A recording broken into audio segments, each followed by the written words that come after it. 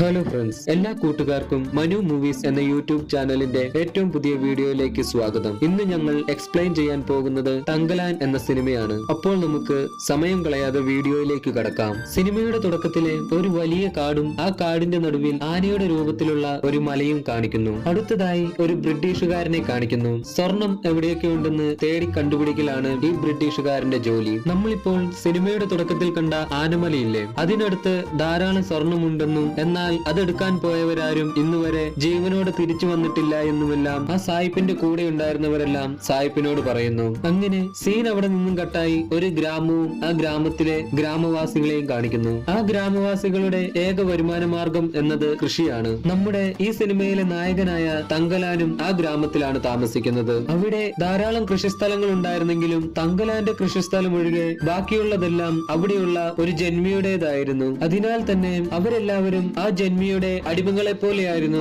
ജോലി ചെയ്തുകൊണ്ടിരുന്നത്. അന്ന് അവരുടെ എല്ലാം കൃഷിസ്ഥലത്തെ വിളവെടുപ്പായിരുന്നു. അതിനാൽ തന്നെ എല്ലാവരും വളരെയധികം സന്തോഷത്തോടു കൂടിയാണ് ജോലിക്ക് പോയത്. അവിടെ അന്ന് വിളവെടുപ്പായതിനാൽ തന്നെ ആ ജന്മിയും അവിടെ വന്നിട്ടുണ്ടായിരുന്നു. തങ്കലാന്റെ ഭൂമി മാത്രം തന്റെ കൈവശമാകാത്തതിനാൽ ജന്മിക്ക് തങ്കലാന്റെ മേൽ ഒരു ചെറിയ അമർഷമുണ്ടായിരുന്നു. ആ ജന്മിക്ക് ആ ഭൂമിയെല്ലാം അവിടെയുള്ള ജനങ്ങൾ ഓരോരോ ആവശ്യങ്ങൾക്ക് പണയം വെച്ച് കിട്ടിയതായിരുന്നു. അങ്ങനെ അന്നത്തെ ജോലിയെല്ലാം കഴിഞ്ഞ് അവർ കൊയ്ത നെല്ലിന് കാവലായി പാടത്തു തന്നെയാണ് ഉറങ്ങാൻ കിടന്നത്. അങ്ങനെ കിടക്കുമ്പോൾ തങ്കലാന്റെ മക്കൾ തങ്കലാനോട് അച്ഛാ അച്ഛാ, ഞങ്ങൾക്ക് ഉറക്കം വരുന്നില്ല, ഞങ്ങൾക്കൊരു കഥ പറഞ്ഞു തരാമോ എന്ന് ചോദിക്കുന്നു. അങ്ങനെ തങ്കലാൻ തന്റെ കുട്ടികളോട് കഥ പറയാൻ തുടങ്ങി. നമ്മുടെ ഈ ഗ്രാമത്തിനപ്പുറത്തുള്ള കാട്ടിൽ ആനമല എന്നൊരു മലയുണ്ട്. അതിനടുത്തായി പൊന്നാർ എന്ന ഒരു പുഴയുമുണ്ട്. കുറെ വർഷങ്ങൾക്ക് മുമ്പ് ഒരു രാജാവ് യുദ്ധമെല്ലാം ജയിച്ച് ആ വഴി വരുമ്പോൾ എന്റെ മുത്തച്ഛന്റെ മുത്തച്ഛനായ കാടയനും കൂട്ടുകാരും ആ പൊന്നാറ്റിൽ നിന്നും സ്വർണം അരിച്ചെടുക്കുന്നത് രാജാവ് കാണുന്നു. അത് കണ്ട രാജാവ് തന്റെ ഭടന്മാരെ അയച്ച് കാടയനെ ആക്രമിക്കുന്നു. എന്നാൽ കാടയന് മുമ്പിൽ രാജാവിന്റെ ഭടന്മാർക്ക് പിടിച്ചു നിൽക്കാൻ കഴിഞ്ഞില്ല. മുത്തച്ഛൻ അവരെ എല്ലാവരെയും അടിച്ചു വീഴ്ത്തി നേരെ രാജാവിന്റെ അടുത്തേക്ക് ചെന്നു. ആ രാജാവ് മുത്തച്ഛന്റെ കയ്യിലുണ്ടായിരുന്ന സഞ്ചി അടിച്ചു നോക്കുമ്പോൾ ആ സഞ്ചി നിറയെ സ്വർണമായിരുന്നു. അതും കലർപ്പില്ലാത്ത ശുദ്ധ സ്വർണം. അത് കണ്ട രാജാവ് തന്റെ ഭടന്മാരോട് ആ ആറ്റിലിറങ്ങി സ്വർണം അരിച്ചെടുക്കാൻ പറയുന്നു. അത് കണ്ട മുത്തച്ഛൻ, നിങ്ങൾക്ക് ആറ്റിൽ നിന്നും സ്വർണമൊന്നും കിട്ടില്ല, ഞങ്ങളുടെ കുലത്തിലുള്ളവർക്ക് മാത്രമേ ആ ആറ്റിൽ നിന്നും സ്വർണം എടുക്കാൻ കഴിയൂ എന്ന് പറയുന്നു. എന്നാൽ രാജാവ് തന്റെ ഭടന്മാരെ എല്ലാം ആറ്റിലിറക്കി സ്വർണം അരിച്ചെടുക്കാൻ അയക്കുന്നു. എന്നാൽ അവർക്കാർക്കും ആ ആറ്റിൽ നിന്നും ഒരു തരി പൊന്നു പോലും കിട്ടിയില്ല.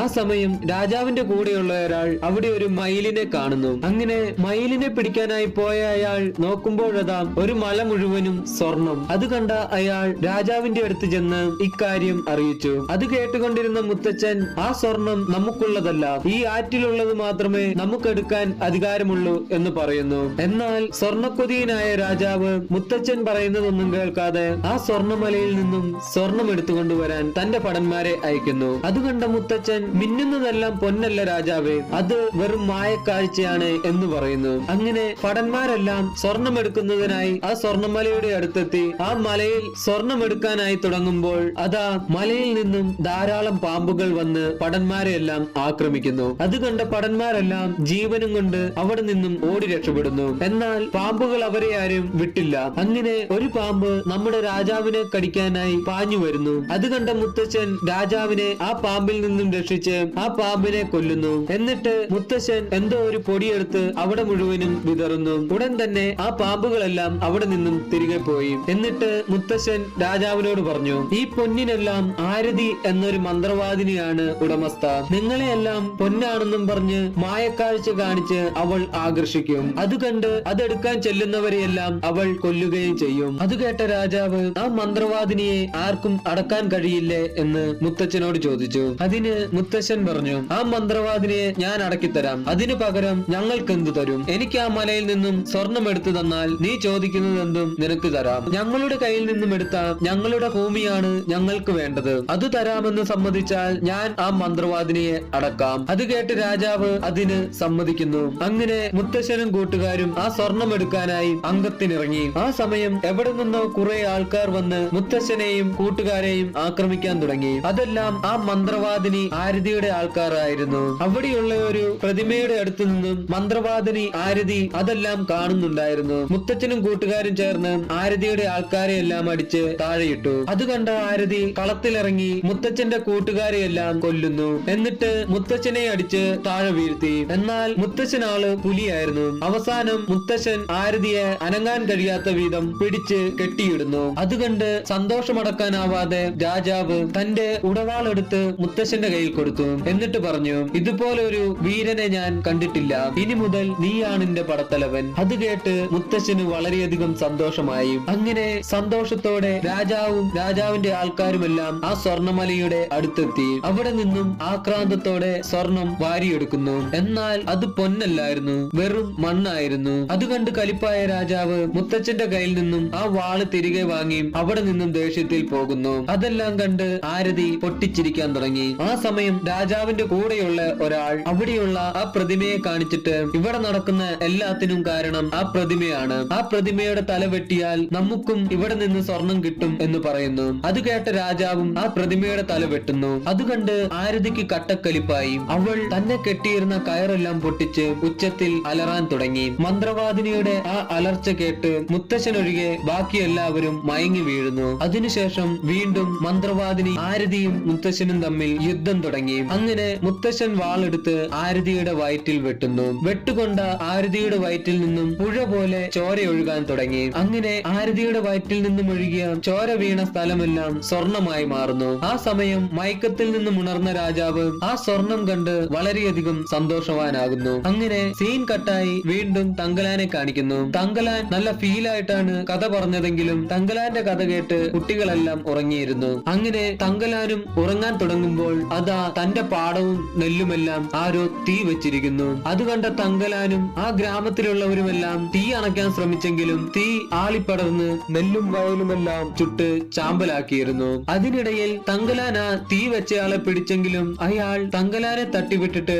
അവിടെ നിന്നും ഓടി രക്ഷപ്പെട്ടു. അങ്ങനെ അടുത്ത ദിവസം രാവിലെ ആ ജന്മി എത്തി. ജന്മി തങ്കലാന്റെ അടുത്ത് വന്ന് ബ്രിട്ടീഷുകാർക്ക് കൊടുക്കാനുള്ള കരം അടയ്ക്കാൻ പറയുന്നു. ആ സമയം തങ്കലാൻ തന്റെ കൃഷിയിടത്തിന് തീയിട്ടയാൾ ജന്മിയുടെ കൂടെ നിൽക്കുന്നത് കാണുന്നു. അത് കണ്ട് കലിപ്പായ തങ്കലാൻ അയാളെ അടിക്കാനായി ചെല്ലുന്നു. എന്നാൽ ജന്മിയുടെ കൂടെ വളരെയധികം പേരുണ്ടായിരുന്നതിനാൽ അവരെല്ലാവരും ചേർന്ന് തങ്കലാനെ അടിച്ച് താഴെ വീഴ്ത്തുന്നു. എന്നിട്ട് ജന്മി തങ്കലാനോട്, ബ്രിട്ടീഷുകാർക്ക് കൊടുക്കാനുള്ള കരം നിങ്ങളുടെ കൈവശം ഇല്ലാത്തതിനാൽ ഇന്നു മുതൽ നിന്റെ കൃഷിയിടവും എന്റേതാണ്. മാത്രവുമല്ല നീയും നിന്റെ ഭാര്യയും മക്കളുമെല്ലാം ഇന്നു മുതൽ എന്റെ അടിമയായിട്ടാണ് ജോലി ചെയ്യേണ്ടത് എന്നും പറഞ്ഞ് ജന്മി അവിടെ നിന്നും പോകുന്നു. അങ്ങനെ അടുത്തതായി നമ്മൾ സിനിമയുടെ തുടക്കത്തിൽ കണ്ട ആ ബ്രിട്ടീഷുകാരൻ സായിപ്പ് തങ്കലാന്റെ ഗ്രാമത്തിലേക്ക് വരുന്നതായി കാണിക്കുന്നു. ആ സായിപ്പിന്റെ കൂടെ അദ്ദേഹത്തിന്റെ മകനും ഒരു കൂട്ടുകാരനും ഒരു ഗുമസ്തനും ഉണ്ടായിരുന്നു. അങ്ങനെ തങ്കലാനും ഗ്രാമവാസികളും ആ ബ്രിട്ടീഷുകാരൻ എന്താണ് പറയാനുള്ളത്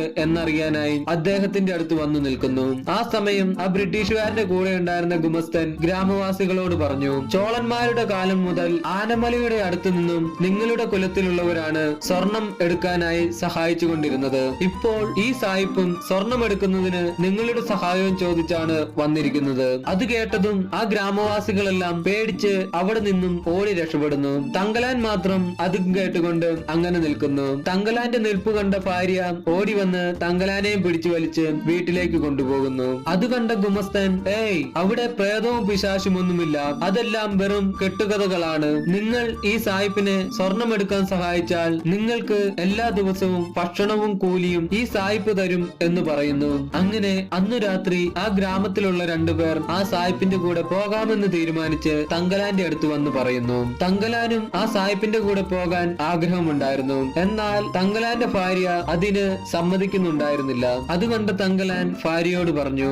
ഞാനിപ്പോൾ ആ സായിപ്പിന്റെ കൂടെ ജോലിക്ക് പോയാൽ നമ്മുടെ കഷ്ടപ്പാടെല്ലാം തീരും. ഇവിടെ ഈ ജന്മിയുടെ കൂടെ അടിമപ്പണി ചെയ്യുന്നതിലും നല്ലത് ആ സായിപ്പിന്റെ കൂടെ പോയി ജോലി ചെയ്യുന്നതാണ് എന്നെല്ലാം പറഞ്ഞ് ഒരു തരത്തിൽ തങ്കലാൻ തന്റെ ഭാര്യയെ കൊണ്ട് സമ്മതിപ്പിക്കുന്നു. അങ്ങനെ അടുത്ത ദിവസം രാവിലെ തങ്കലാനും കുറച്ച് ഗ്രാമവാസികളും ചേർന്ന് ആ സായിപ്പിന്റെ കൂടെ പോകാൻ തീരുമാനിക്കുന്നു. തങ്കലാന്റെ കൂടെ സ്വർണം എടുക്കാൻ പോയവരിൽ പശുപതിയും ഉണ്ടായിരുന്നു. അങ്ങനെ അവരെല്ലാവരും ചേർന്ന് സ്വർണം എടുക്കുന്നതിനായി ആനമല ലക്ഷ്യമാക്കി നടക്കാൻ തുടങ്ങി. അങ്ങനെ നടന്ന് കാടിനടുത്തെത്തിയതും അവരുടെ കൂടെ ഉണ്ടായിരുന്ന ഗുമസ്തൻ ഇനി അങ്ങോട്ടുള്ള യാത്രയ്ക്ക് ഞാനില്ല എന്നും പറഞ്ഞ് അവിടെ നിന്നും തിരികെ പോകുന്നു. അങ്ങനെ സായിപ്പും സായിപ്പിന്റെ മകനും കൂട്ടുകാരനും ആ ഗ്രാമവാസികളും എല്ലാം ചേർന്ന് ആ കാട്ടിലൂടെ നടന്ന് പൊന്നാറിന്റെ തീരത്തെത്തി. ആ സമയം ആ പൊന്നാറിൽ നിറയെ വെള്ളമായി. ദൂരമായിരുന്നു. അവർക്കാണെങ്കിൽ ആ ആറ് കടന്ന് അക്കരെ എത്തുകയും വേണം. അങ്ങനെ ആ ആറ് കടക്കാൻ തുടങ്ങുമ്പോൾ തങ്കലാൻ സായിപ്പിനോട് ഈ വഴി പോയാൽ നമ്മളെല്ലാവരും മുങ്ങി മരിക്കും. അവിടെ കുറച്ചു മുകളിലായി വെള്ളം കുറവുള്ള സ്ഥലമുണ്ട്, അതിലൂടെ നമുക്ക് ഈ ആറ് കടക്കാം എന്ന് പറയുന്നു. ആ ഗുമസ്തൻ കൂടെ ഇല്ലാത്തതിനാൽ ഗ്രാമവാസികൾ പറയുന്നത് സായിപ്പിനും സായിപ്പ് പറയുന്നത് ഗ്രാമവാസികൾക്കും മനസ്സിലാകുന്നുണ്ടായിരുന്നില്ല.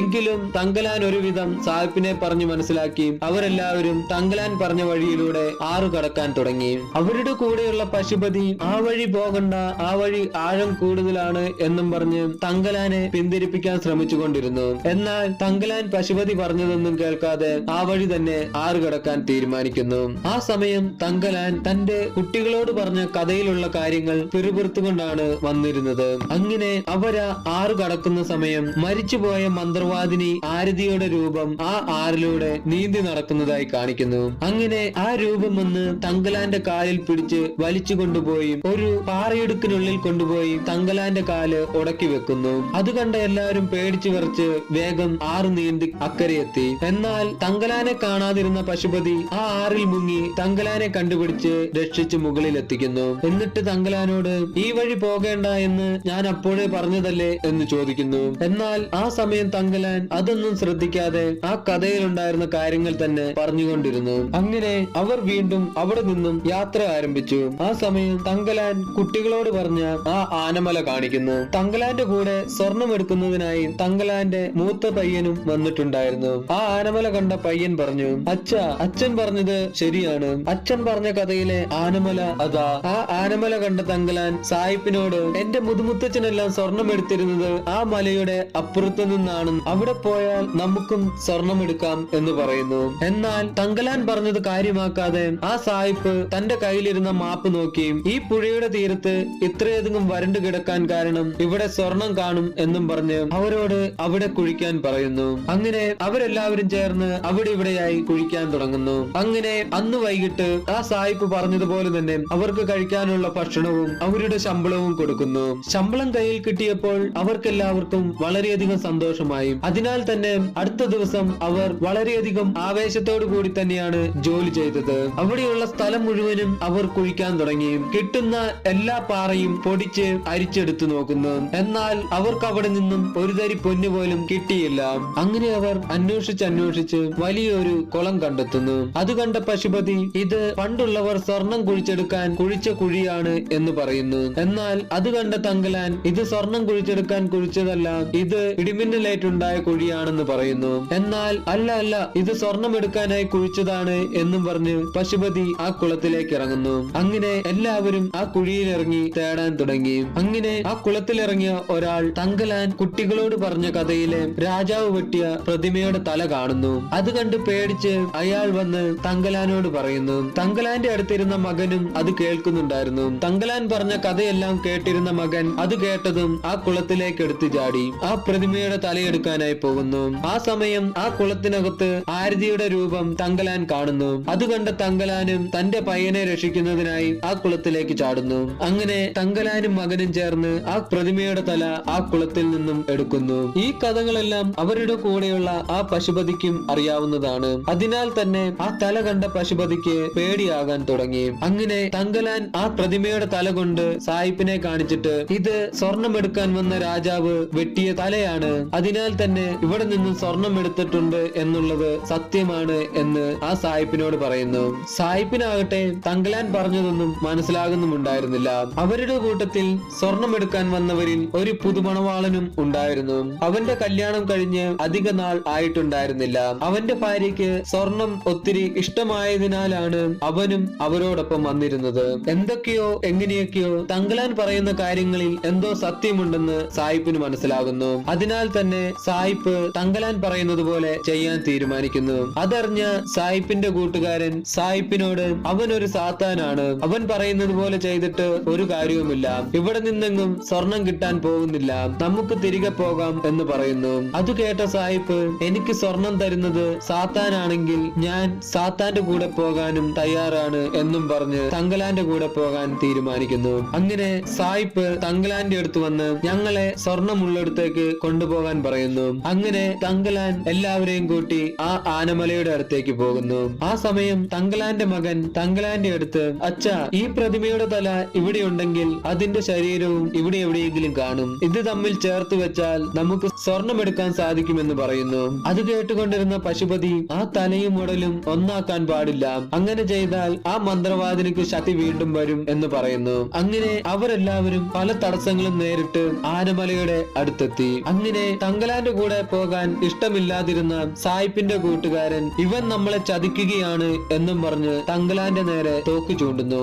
അത് കണ്ട സായിപ്പ് തങ്കലാന് സപ്പോർട്ടായി തന്റെ കൂട്ടുകാരന്റെ നേരെ തന്നെ തോക്ക് ചൂണ്ടുന്നു. അങ്ങനെ അവരെല്ലാവരും അങ്ങോട്ടും ഇങ്ങോട്ടും വാക്കേറ്റം നടത്തിക്കൊണ്ടിരിക്കുമ്പോഴാണ് അവരുടെ അടുത്തേക്ക് ഒരു കരിമ്പുലി വരുന്നത്. ആ കരിമ്പുലിയെ കണ്ട അവരെല്ലാവരും അവിടെ നിന്നും പല വഴിക്ക് ഓടി. ആ കരിമ്പുലിയാണെങ്കിൽ സായിപ്പിന്റെ നിറം ഇഷ്ടപ്പെടാത്തത് കൊണ്ടാണെന്ന് തോന്നും സായിപ്പിനെ ആക്രമിക്കാൻ തുടങ്ങി. എന്തെന്നാൽ കരിമ്പുലി കറുത്തതാണല്ലോ. എന്നാൽ അത് കണ്ട തങ്കലാൻ കരിമ്പുലിയുടെ കയ്യിൽ നിന്നും സായിപ്പിനെ രക്ഷിക്കുന്നു. അങ്ങനെ കരിമ്പുലിയും തങ്കലാനും തമ്മിൽ യുദ്ധമായി. ആ പോരാട്ടത്തിനൊടുവിൽ തങ്കലാൻ ആ കരിമ്പുലിയെ കുത്തിക്കൊല്ലുന്നു. അതെല്ലാം കണ്ടുകൊണ്ടിരുന്ന ആ സായിപ്പിന്റെ കൂട്ടുകാരൻ, കണ്ടോ, ഞാൻ നിന്നോട് അപ്പോഴേ പറഞ്ഞതല്ലേ, ഇവൻ കാരണമാണ് ഇതെല്ലാം സംഭവിക്കുന്നത് എന്നും പറഞ്ഞ് വീണ്ടും തോക്കുമെടുത്ത് തങ്കലാന്റെ നേരെ വരുന്നു. അതുകണ്ട തങ്കലാന്റെ മകൻ ആ സായിപ്പിന്റെ തോക്കെടുത്ത് ആ സായിപ്പിന്റെ കൂട്ടുകാരന്റെ വിരലിനിട്ട് വെടിവെക്കുന്നു. അതിൽ കലിപ്പായ സായിപ്പിന്റെ കൂട്ടുകാരൻ തങ്കലാന്റെ മകനെ കൊല്ലുന്നതിനായി തങ്കലാന്റെ മകന്റെ പിന്നാലെ ഓടുന്നു. അത് കണ്ട എല്ലാവരും അവരുടെ പുറകെ ഓടുന്നു.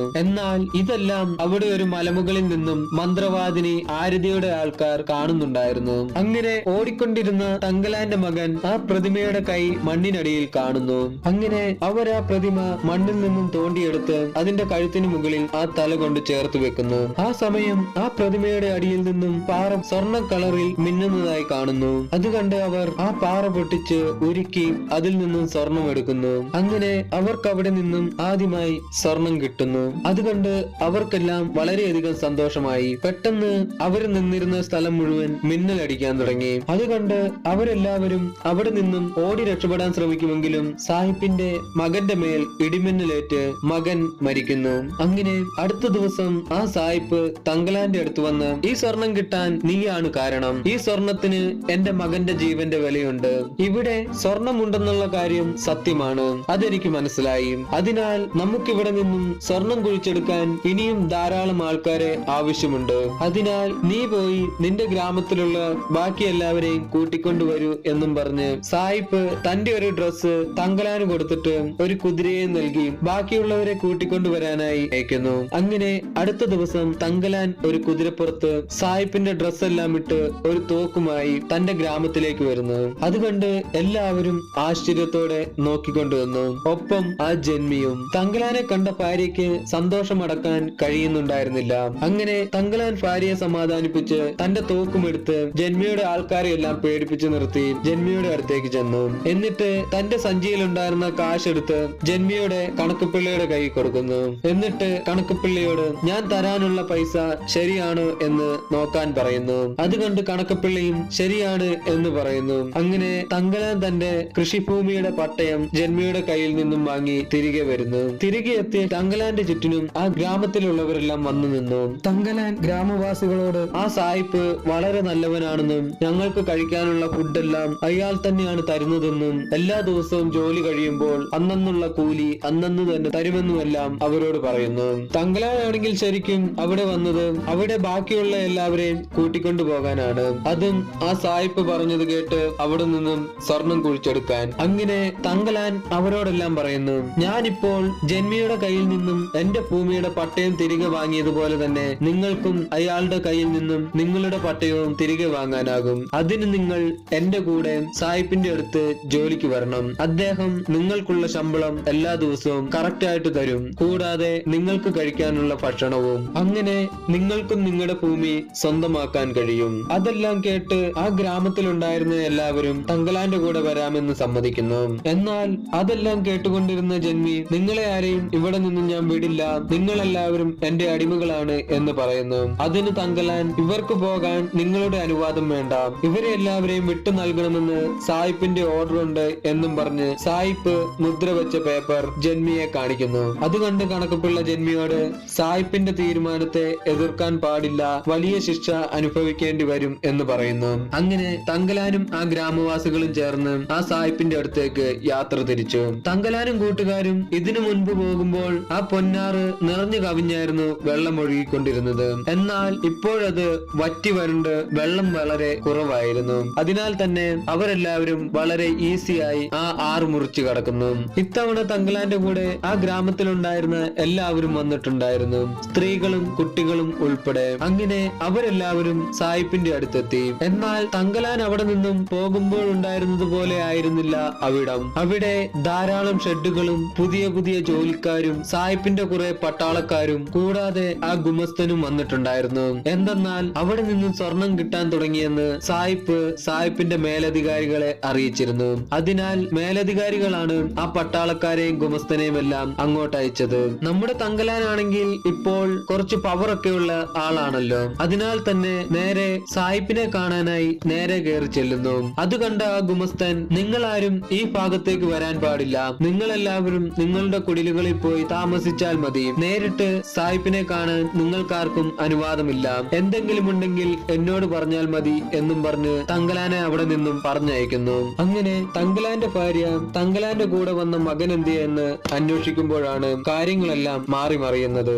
എന്തെന്നാൽ തങ്കലാന്റെ മകൻ ആ പ്രതിമയുടെ ശരീരവും തലയും ഒന്നാക്കിയതിനു ശേഷം എന്തോ സ്വഭാവത്തിനെല്ലാം നല്ല മാറ്റം വന്നിരുന്നു. അങ്ങനെ ഒരു ദിവസം തങ്കലാന്റെ മകൻ സായിപ്പിന്റെ പട്ടാളക്കാരെ എല്ലാം അടിക്കാൻ ചെന്നു. അതിനാൽ പട്ടാളക്കാരെല്ലാം ചേർന്ന് തങ്കലാന്റെ മകനെ അടിച്ച് അവിടെ ചങ്ങല കൊണ്ട് പൂട്ടിയിട്ടിരിക്കുകയായിരുന്നു. ആ സമയം ആ പുതുച്ചെറുക്കൻ തങ്കലാനോട് പറഞ്ഞു, നീ ഇവിടെ നിന്നും പോയി കഴിഞ്ഞപ്പോൾ ഇവിടെ സായിപ്പിന്റെ പട്ടാളക്കാരെല്ലാം വന്ന് ആ മലമുകളിൽ താമസിച്ചു കൊണ്ടിരുന്ന ജനങ്ങളെയെല്ലാം, കുഞ്ഞു കൊച്ചുങ്ങളെ പോലും വെറുതെ വിടാതെ എല്ലാവരെയും വെടിവെച്ചു കൊന്നു. അതിൽ കുറച്ചു പേർ അവിടെ നിന്നും ഓടി രക്ഷപ്പെട്ടു. ഒരു കിളവൻ മാത്രം ഇവരുടെ കയ്യിൽ അകപ്പെട്ടു. ആ കിളവനെ ഇവിടെ പിടിച്ചുകൊണ്ടുവന്ന് കെട്ടിയിട്ടിട്ടുണ്ട്. അങ്ങനെ തങ്കലാനും ഭാര്യയും തന്റെ മകനെ വെയിലത്ത് കെട്ടിയിട്ടിരിക്കുന്നത് കണ്ട് ഓടി വന്ന് മകനെ കെട്ടിയിട്ടിരുന്ന ചങ്ങല അഴിക്കാൻ ശ്രമിക്കുന്നു. അത് കണ്ട ഗുമസ്തൻ പട്ടാളക്കാരെ അയച്ച് തങ്കലാനെയും ഭാര്യയെയും അടിക്കുന്നു. തങ്കലാൻ ഇട്ടിരിക്കുന്നത് സായിപ്പിന്റെ ഷർട്ടും പാന്റുമാണല്ലോ. അതിഷ്ടപ്പെടാതിരുന്ന ഗുമസ്തൻ പട്ടാളക്കാരോട് ആ പാന്റും ഷർട്ടും വലിച്ചു കീറാൻ പറയുന്നു. ആ സമയം ആ ശബ്ദം കേട്ട് അങ്ങോട്ട് വന്ന സായിപ്പ് തങ്കലാന്റെ മകനെ ചങ്ങലയിൽ നിന്നും അഴിച്ചുവിടാൻ പറയുന്നു. എന്നിട്ട് തങ്കലാനോട് ക്ഷമിക്കണം, ഈ കാര്യങ്ങളൊന്നും ഞാൻ അറിഞ്ഞതല്ല എന്നും പറഞ്ഞ് ആ ഗുമസ്തനെ വഴക്കു പറയുന്നു. എന്നിട്ട് പുതിയതായി വന്ന ഗ്രാമവാസികളോട് പറയുന്നു, നിങ്ങളെല്ലാവരും എനിക്ക് സ്വർണം കുഴിച്ചെടുക്കാൻ സഹായിക്കണം. അതിനു പകരമായി നിങ്ങൾക്ക് ഞാൻ എല്ലാ ദിവസവും കൂലിയും കഴിക്കാനുള്ള ഭക്ഷണവും തരും. അതുമാത്രമല്ല, നിങ്ങൾ കുഴിച്ചെടുക്കുന്ന സ്വർണത്തിൽ നിന്നും ഒരു വിഹിതം നിങ്ങൾക്കും തരും. ഇതെല്ലാം കണ്ടുപിടിക്കുന്നതിന് കാരണം തങ്കലാനാണ് എന്നെല്ലാം ഇംഗ്ലീഷിൽ പറയുന്നു. എന്നിട്ട് ഇതെല്ലാം തമിഴിൽ അവർക്ക് പറഞ്ഞു കൊടുക്കാൻ ഗുമസ്തനോട് പറയുന്നു. ഓൾറെഡി കലിപ്പിലായിരുന്ന ഗുമസ്തൻ സായിപ്പ് പറഞ്ഞ രീതിയിൽ പറയാതെ, ഇന്നു മുതൽ നിങ്ങളെല്ലാവരും എന്റെ അടിമകളാണ്, അതിനാൽ നിങ്ങൾ ഞാൻ പറയുന്നത് പോലെ അനുസരിച്ച് ജോലി ചെയ്യണം എന്ന് പറയുമ്പോൾ തങ്കലാൻ, ഇല്ലില്ല, അവൻ പറയുന്നത് കള്ളമാണ്, സായിപ്പ് പറഞ്ഞത് അങ്ങനെയൊന്നുമല്ല എന്നും പറഞ്ഞ് സായിപ്പ് പറഞ്ഞ കാര്യങ്ങളെല്ലാം അവർക്ക് പറഞ്ഞു കൊടുക്കുന്നു. അത് കേട്ട് ഗ്രാമവാസികൾക്കെല്ലാം വളരെയധികം സന്തോഷമായി. ആ പ്രതിമയുടെ ഉടലും തലയും ഒന്നിച്ചു വെച്ചതിൽ നിന്നും തങ്കലാന്റെ മകൻ വ്യത്യസ്തമായിട്ടാണ് പെരുമാറിക്കൊണ്ടിരുന്നത്. തങ്കലാന്റെ മകൻ തങ്കലാനോട് പറഞ്ഞു, ഇവിടെ നിന്നും തിരികെ നിങ്ങളുടെ ഗ്രാമത്തിലേക്ക് പോകുക, ഇവിടെ നിൽക്കുന്നത് നിങ്ങളുടെ ജീവന് ആപത്താണ്, ഇവിടെ നിന്നും പോകുന്നതാണ് നിങ്ങൾക്കെല്ലാവർക്കും നല്ലത് എന്ന് പറയുന്നു. അത് കേട്ട് തങ്കലാൻ, ഡാ ചുമ്മാ ഇരിയടാ, നമ്മൾ ഇവിടെ ജോലിക്ക് വന്നതാണ്, അവർ പറയുന്ന ജോലിയും ചെയ്ത് ഉള്ള ശമ്പളവും മേടിച്ച് മിണ്ടാതിരിക്കാം എന്ന് പറയുന്നു. അങ്ങനെ അടുത്ത ദിവസം ജോലി ആരംഭിച്ചു. അവരെല്ലാവരും അവിടെ ഉണ്ടായിരുന്ന കുന്നും മലയുമെല്ലാം ഇടിച്ച് കുഴിയെല്ലാം കുത്തി കിട്ടുന്ന പാറയെല്ലാം പൊടിച്ച് അതിനകത്ത് സ്വർണമുണ്ടോ ഇല്ലയോ എന്ന് തേടുകയായിരുന്നു. അങ്ങനെ അന്നത്തെ ജോലിയെല്ലാം കഴിഞ്ഞ് അന്ന് വൈകിട്ട് തന്നെ അവർ ചെയ്ത ജോലിക്കുള്ള ശമ്പളം അവർക്കെല്ലാവർക്കും തങ്കലാൻ പറഞ്ഞതുപോലെ തന്നെ സായിപ്പ് കൊടുക്കുന്നു. അതുകണ്ട് ഗ്രാമവാസികൾക്കെല്ലാം വളരെയധികം സന്തോഷമായി. തങ്കലാൻ പറഞ്ഞതുപോലെ തന്നെ ചെയ്തു എന്ന് അവരെല്ലാവരും പറഞ്ഞു. അങ്ങനെ അന്ന് രാത്രി തങ്കലാൻ ഇരിക്കുമ്പോൾ തങ്കലാന്റെ അടുത്ത് വന്ന് ആരതിയുടെ രൂപവും ഇരിക്കുന്നു. എന്നിട്ട് തങ്കലാനോട്, നീ എവിടെ നിന്ന് വന്നതാണെന്ന് നീ മറന്നുപോയിരിക്കുന്നു, പല യുഗങ്ങളായിട്ട് നടന്നുകൊണ്ടിരുന്ന യുദ്ധം ഇനി അവസാനിക്കാൻ പോവുകയാണ് എന്ന് പറയുന്നു. ആ സമയം തങ്കലാന്റെ ഭാര്യ തങ്കലാന്റെ അടുത്ത് വന്ന്, നമ്മുടെ മകന് എന്തോ സംഭവിച്ചിട്ടുണ്ട്, ഇവിടെ നടക്കുന്ന കാര്യങ്ങളൊന്നും നല്ലതായിട്ട് എനിക്ക് തോന്നുന്നില്ല, അതിനാൽ നമുക്ക് തിരികെ നമ്മുടെ ഗ്രാമത്തിലേക്ക് പോകാം എന്ന് പറയുന്നു. എന്നാൽ തങ്കലാൻ അത് കേട്ട് ഭാര്യയെ സമാധാനിപ്പിച്ച് എല്ലാം ശരിയാകും എന്ന് പറയുന്നു. അങ്ങനെ ദിവസങ്ങൾ കടന്നുപോയി. പോയി. അവർ എത്ര കുഴിച്ചിട്ടും അത് കഴിഞ്ഞ് അവർക്ക് സ്വർണം ലഭിക്കുന്നുണ്ടായിരുന്നില്ല. അവർ കുഴിക്കുന്നിടത്ത് നിന്നും ഇരുമ്പും വെള്ളിയും മാത്രമേ അവർക്ക് കിട്ടുന്നുണ്ടായിരുന്നുള്ളൂ. അങ്ങനെ ദിവസങ്ങൾ കടന്നു പോയിക്കൊണ്ടിരിക്കും തോറും സായിപ്പിന് ദേഷ്യവും കൂടാൻ തുടങ്ങി. പോരാത്തതിന് സായിപ്പിന്റെ കൂടെ ഉണ്ടായിരുന്നവരും സായിപ്പിനെ ഡീമോട്ടിവേറ്റ് ചെയ്യാൻ തുടങ്ങി. അങ്ങനെ ഗ്രാമവാസികൾ ജോലി ചെയ്തുകൊണ്ടിരുന്നത് നോക്കിക്കൊണ്ടിരുന്ന സായിപ്പിന്റെ കൂട്ടുകാരൻ അവിടെ ഒരു മലയിൽ സ്വർണ്ണ കളറിലുള്ള ഒരു പാറക്കല്ലിരിക്കുന്നത് കാണുന്നു. അത് കണ്ട സായിപ്പിന്റെ കൂട്ടുകാരൻ അതെടുക്കാനായി പോകുമ്പോൾ ഒരു പാമ്പ് വന്ന് സായിപ്പിന്റെ കൂട്ടുകാരനെ കടിക്കുന്നു. അത് കണ്ട് എല്ലാവരും ചേർന്ന് സായിപ്പിന്റെ കൂട്ടുകാരനെ പൊക്കിക്കൊണ്ട് ക്യാമ്പിലേക്ക് കൊണ്ടുപോകുന്നു.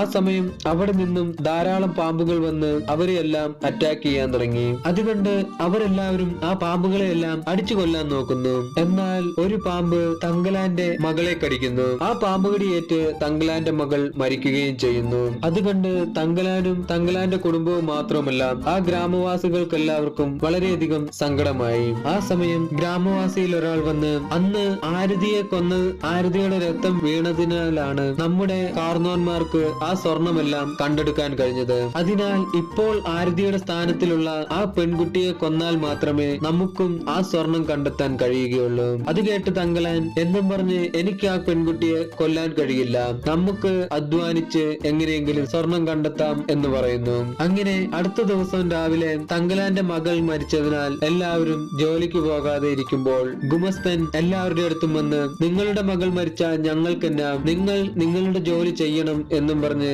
എല്ലാവരുടെ അടുത്തും ഒച്ചയിടുന്നു. അങ്ങനെ അവരെല്ലാവരും ചേർന്ന് ഒരു വലിയ പാറ പൊട്ടിക്കാൻ തുടങ്ങി. അങ്ങനെ ദിവസങ്ങൾ പലതും കടന്നിട്ടും സ്വർണം കണ്ടെടുക്കാൻ കഴിയാതിരുന്നതിനാൽ കലിപ്പായ സായിപ്പ് ഗ്രാമവാസികളോട് ഇനി മുതൽ നിങ്ങൾക്ക് ഭക്ഷണവും കൂലിയും വേണമെങ്കിൽ നിങ്ങൾ സ്വർണം കണ്ടെടുക്കണം എന്ന് പറയുന്നു. അങ്ങനെ സ്വർണം കണ്ടെടുക്കാൻ കഴിയാത്തതിനാൽ കഴിക്കാനൊന്നുമില്ലാതെ പട്ടിണിയിൽ അവരെല്ലാവരും ജോലി ചെയ്യാൻ തുടങ്ങി. അങ്ങനെ ദിവസങ്ങൾ കഴിഞ്ഞിട്ടും സ്വർണം കിട്ടാത്തതിനാൽ സായിപ്പിന് തന്റെ വിശ്വാസം നഷ്ടപ്പെട്ടിരുന്നു. അങ്ങനെ ഒരു ദിവസം രാത്രി വെള്ളമടിച്ച് കിളിപോയ സായിപ്പ് ഒരു പിക്കാസും എടുത്ത് ഒരു വലിയ പാറയുടെ അടുത്ത് വന്ന് എന്താണ് എനിക്ക് മാത്രം ഇങ്ങനെയൊക്കെ സംഭവിക്കുന്നത്, എന്താണ് എനിക്ക് സ്വർണം കണ്ടെത്താൻ കഴിയാത്തത് എന്നും പറഞ്ഞ് ദേഷ്യത്തിൽ പാറയിൽ ആ പിക്കാസ് കൊണ്ട് കുത്തിക്കൊണ്ടിരിക്കുന്നു. ആ സമയം എന്തോ ഒരു ശക്തി വന്ന് സായിപ്പിനെ അടിച്ച് താഴെ വീഴ്ത്തുന്നു. അതേസമയം ഗ്രാമവാസികളുടെ കുടിലുകളെല്ലാം തീ പിടിച്ച് കത്താൻ തുടങ്ങി. ഒപ്പം അവിടെ ഉണ്ടായിരുന്ന ആ പ്രതിമയ്ക്കും തീ പിടിച്ചു. എന്നാൽ ആ ഗ്രാമവാസികൾക്കാർക്കും ഒന്നും സംഭവിച്ചിരുന്നില്ല. അവരെല്ലാവരും ആ തീപിടുത്തത്തിൽ നിന്നും രക്ഷപ്പെട്ടിരുന്നു. അങ്ങനെ തങ്കലാൻ സായിപ്പിനെ അന്വേഷിച്ചു വരുമ്പോൾ അതാ സായിപ്പ് ബോധം കെട്ട് മയങ്ങി കിടക്കുന്നു. അത് കണ്ട് വിശ്വാസമെല്ലാം നശിച്ചിരുന്ന തങ്കലാനും ആ പിക്കാസ് എടുത്ത് ആ പാറ പൊട്ടിക്കാൻ ശ്രമിച്ചുകൊണ്ടിരുന്നു. എന്നാൽ ആ സമയം ആരതിയുടെ രൂപം തങ്കലാന്റെ അടുത്ത് വന്ന് നീ ഇനിയും ഇങ്ങനെ തന്നെ ചെയ്തുകൊണ്ടിരുന്നാൽ ഇനിയും നമ്മൾ തമ്മിലുള്ള ദൂരം കൂടിക്കൊണ്ടിരിക്കും. നീ എന്റെ കൂടെ എന്നോടൊപ്പം നിൽക്കേണ്ടയാളാണ്. ഇവിടെയുള്ള സ്വർണത്തിന്റെ എല്ലാം കാവൽക്കാരനാണ് നീ. അത് കേട്ട് തങ്കലാൻ നീ ഇങ്ങനെ പറഞ്ഞുകൊണ്ടിരുന്നു, ഞാൻ നാളെ എന്റെ ആൾക്കാരെ എല്ലാം കൂട്ടിക്കൊണ്ടുവന്ന് ഈ പാറയെല്ലാം പൊട്ടിച്ച് സ്വർണം കണ്ടെടുക്കും എന്ന് പറയുന്നു. അതേസമയം അവിടെ നടക്കുന്നതെല്ലാം വെച്ച് ഇനിയും ഇവിടെ നിന്നാൽ തങ്ങളുടെ ജീവന് ആപത്താണ് എന്നും പറഞ്ഞ് പശുപതി അവിടെയുള്ള ഗ്രാമവാസികളെയെല്ലാം കൂട്ടി തങ്ങളുടെ ഗ്രാമത്തിലേക്ക് തിരികെ പോകാൻ തുടങ്ങുന്നു. അത് കണ്ട തങ്കലാൻ ഓടി വന്ന് ആ പാറയിൽ സ്വർണമുണ്ട്, ആരും ഇവിടെ നിന്നും പോകരുത്, നമുക്കെല്ലാവർക്കും ചേർന്ന് അതെടുക്കാം, എന്നെ വിശ്വസിക്കൂ എന്ന് പറയുന്നു. എന്നാൽ ഗ്രാമവാസികൾ ആരും അത് ശ്രദ്ധിക്കാതെ അവിടെ നിന്നും പോയിക്കൊണ്ടിരുന്നു. ആ സമയം സായിപ്പ് മയക്കത്തിൽ നിന്നും ഉണർന്ന് അങ്ങോട്ട് വരുന്നു. പശുപതി അവരെയെല്ലാം കൂട്ടിക്കൊണ്ട് അവിടെ നിന്നും പോകുന്നത് കണ്ട് സായിപ്പ് പശുപതിയെ അടിച്ചു താഴെ വീഴ്ത്തുന്നു. എന്നിട്ട് എല്ലാവരെയും പേടിപ്പിച്ച് അവിടെ ഇരുത്തുന്നു. ശരിക്കും ആ ഗ്രാമവാസികളുടെ ഏറ്റവും വലിയ പ്രശ്നം വിശപ്പായിരുന്നു. അതറിയാമായിരുന്ന തങ്കലാനും നിങ്ങളുടെ വിശപ്പ് മാറ്റാനുള്ള ആഹാരം ദാ വരുന്നുണ്ട് എന്നും പറഞ്ഞ് ഒരു എരുമയെ കാണിച്ചു കൊടുക്കുന്നു. അങ്ങനെ എല്ലാവരും ചേർന്ന് ആ എരുമയെ വേട്ടയാടാൻ പോകുമ്പോൾ ആ എരുമ അവരെ എല്ലാവരെയും അറ്റാക്ക് ചെയ്യാൻ വരുന്നു. അത് കണ്ട തങ്കലാൻ ഒരു വാളും എടുത്തുകൊണ്ടുവന്ന് ആ എരുമയെ വെട്ടുവീഴ്ത്തുന്നു. അങ്ങനെ അവരെല്ലാവരും ചേർന്ന് ആ എരുമയെ ഭക്ഷണമാക്കി കഴിക്കുന്നു. എല്ലാവരുടെയും വിശപ്പ് മാറിയതിനാൽ അവർക്കെല്ലാവർക്കും ഉന്മേഷം തിരികെ വന്നു. അതിനാൽ തന്നെ എല്ലാവരും ചേർന്ന് തങ്കലാൻ പറഞ്ഞ ആ പാറ പൊട്ടിക്കുന്നതിനായി പോകുന്നു. അവർ ആ പാറ പൊട്ടിക്കാൻ ശ്രമിക്കുന്നതിനിടയിൽ പെട്ടെന്നൊരു വലിയ കുഴി ഉണ്ടായി. ആ കുഴിക്കകത്തേക്ക്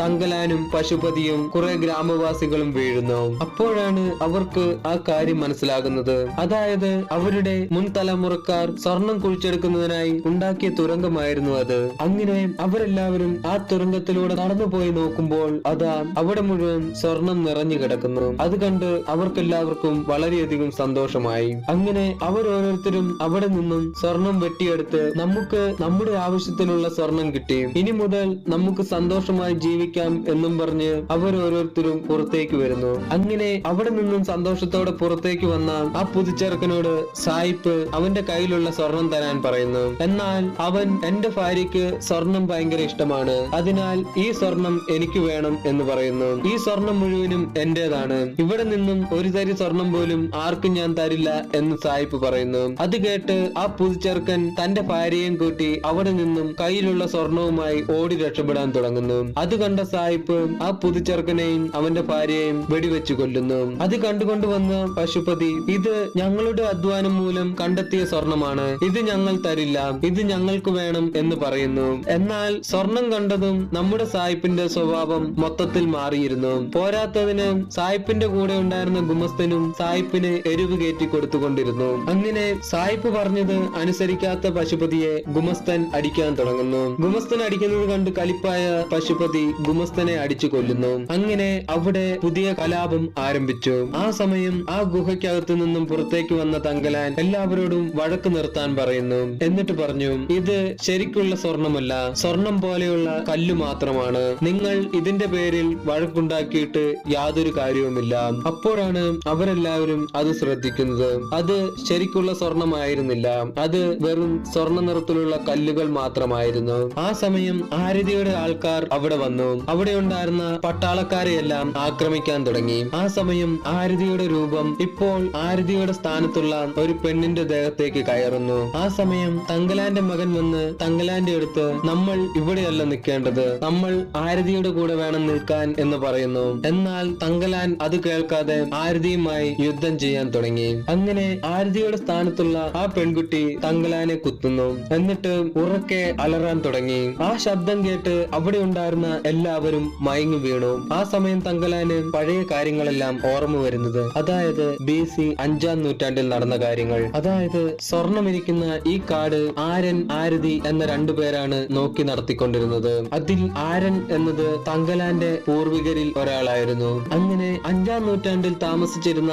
തങ്കലാന്റെ പൂർവികൻ സ്വർണത്തിനെ സംരക്ഷിക്കുന്ന ആൾക്കാരുടെ നേതാവായിരുന്നു. ആ കാലത്ത് സ്വർണം വേട്ടയാടാൻ വന്നിരുന്ന എല്ലാവരിൽ നിന്നും ആ മുത്തച്ഛൻ ആ സ്വർണമെല്ലാം സംരക്ഷിച്ചിരുന്നു. ഒത്തിരി പേരെ അദ്ദേഹം തോൽപ്പിച്ചിട്ടുമുണ്ട്. എന്നാൽ സ്വർണം എടുക്കാൻ വന്നവരിൽ ഒരു കൂട്ടം ആൾക്കാരുമായി യുദ്ധം ചെയ്ത് തങ്കലാന്റെ മുത്തശ്ശൻ തോറ്റുപോകുന്നു. അങ്ങനെ ആ യുദ്ധം ചെയ്ത് ജയിച്ചവർ തങ്കലാന്റെ ഈ പൂർവിക മുത്തശ്ശനെ അവരുടെ നാട്ടിലേക്ക് കൊണ്ടുപോയി അടിമകളാക്കി മാറ്റുന്നു. അങ്ങനെ കാലങ്ങളായി അവർ അവിടെ അടിമകളായിട്ടാണ് താമസിച്ചു കൊണ്ടിരുന്നത്. അടിമകളായി താമസിച്ചിരുന്ന അവർ അവരുടെ പൂർവികം മറന്നു പോകുന്നു. തങ്ങളാണ് ഈ സ്വർണ്ണമലയുടെ കാവൽക്കാരെന്നുള്ള കാര്യം അവർ മറന്നുപോയി. അങ്ങനെ ഈ സത്യമെല്ലാം മനസ്സിലാക്കിയ തങ്കലാൻ, ഈ സ്വർണമെല്ലാം എന്റെയും എന്റെ ഈ ഗ്രാമവാസികളുടെയുമാണ്, അതിനാൽ തന്നെ ഈ സ്വർണം ഇവിടെ നിന്നും ആർക്കും കൊണ്ടുപോകാനുള്ള അനുവാദമില്ല.